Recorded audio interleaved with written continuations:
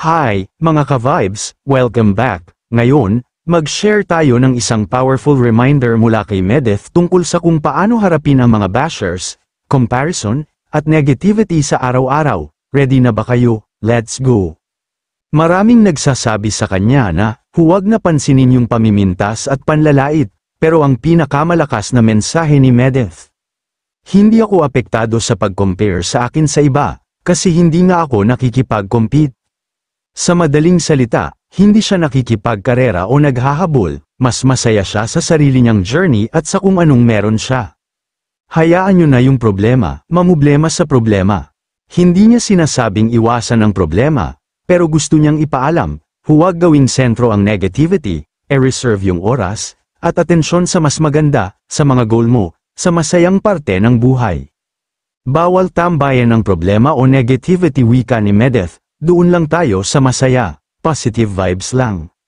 Ibig sabihin, kung kasama mo yung mga taong puro sama ng loob at reklamo, baka nakaka-down, kaya mag-self-check, nandyan ba yung positivity or puro bad vibes?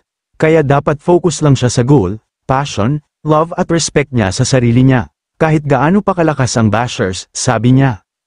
Magpatuloy sa ginagawa mo, magmahal ka sa sarili, at mag-focus sa goal mo. Walang masama kung abutin mo ang success, kaya push through lang, kahit gaano pa kalakas yung ingay ng iba.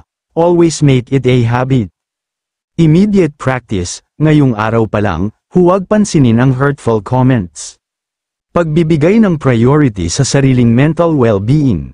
Katumbas mas mahigit para kang naglalagay ng emotional mask, pinuprotektahan mo sarili mo sa hindi kailangang toxicity. Si Medeth is an example of positive resilience, hindi siya yung eksena. Hindi siya nalulunod sa negativity, nagpapatuloy sa sarili niyang path, love-driven at goal-oriented. Kung gusto mo ring sumabay sa ganitong mindset, simulan mo na ngayon, huwag nang hintayin pa. Let's chase joy at success. Attach natin ang araw ng may pag-asa at focus. Hanggang sa muli mga ka-viewers, stay positive and stay kind.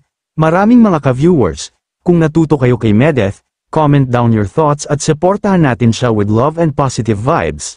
Like, share at subscribe kayo para tuloy-tuloy ang good vibes.